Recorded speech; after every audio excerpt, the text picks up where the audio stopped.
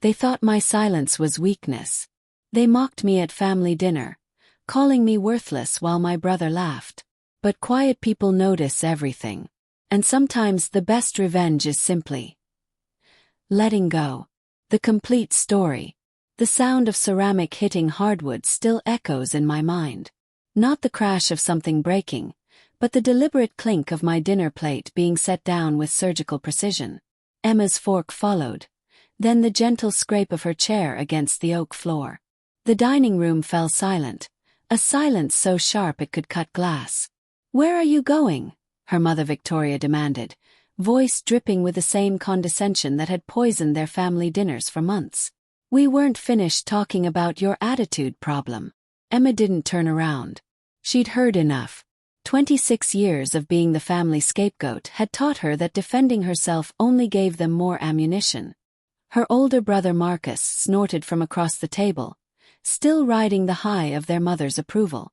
"Let her go, Mom. She's always been dramatic." The laughter that followed Emma to the front door was cruel, practiced. They'd perfected this routine, building themselves up by tearing her down. What they didn't know was that tonight marked the beginning of the end. Emma had always been the responsible one. While Marcus partied through college on their parents' dime, she worked double shifts to pay her own way through business school. While he crashed cars and racked up credit card debt, she quietly built a career in financial management. Their parents, David and Victoria, had grown comfortable with the imbalance. Emma was their safety net, their quiet insurance policy against Marcus's expensive mistakes. The irony wasn't lost on her. The daughter they called worthless had spent years protecting them from financial ruin. Every late mortgage payment Marcus caused, Emma discreetly handled it. Every business expense David couldn't cover, Emma's account mysteriously showed transfers that kept them afloat. She'd been their invisible backbone, and they'd grown so accustomed to her support they'd forgotten it existed. But tonight something fundamental had shifted. As Emma sat in her car outside their suburban home, hands steady on the steering wheel, she felt a strange sense of clarity. They wanted her gone. Fine. They'd get exactly what they asked for. The first step was surgical in its simplicity. Complete financial independence. Emma removed her name from every family account, every co-signed loan, every emergency contact list. When Victoria called the next week, voice honey-sweet with manipulation, asking for just a tiny favor with the mortgage, Emma agreed, but only after ensuring her legal separation from all family finances was ironclad. "I think it's time I stand on my own 2 feet," Emma had said, echoing Victoria's frequent complaints about her daughter's supposed dependence. Victoria practically purred with satisfaction, finally having the independent daughter she claimed to want. What Victoria didn't know was that Marcus's latest venture, a cryptocurrency investment scheme he'd hidden from their parents, was hemorrhaging money faster than a punctured artery. The loan he'd taken against David's business, 3 months behind. The credit cards he'd maxed out in David's name. Interest compounding daily like a financial cancer. Emma had always known about Marcus's financial disasters.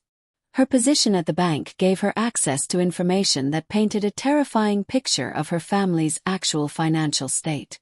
For years, she'd been the dam holding back a flood of consequences. Now she simply stepped aside. The collapse was swift and merciless. David's business, already struggling, couldn't survive the debt Marcus had hidden in its shadow. The mortgage fell behind when Emma's secret monthly transfers stopped. Credit scores plummeted like rocks thrown from a cliff. The phone calls started 3 weeks later.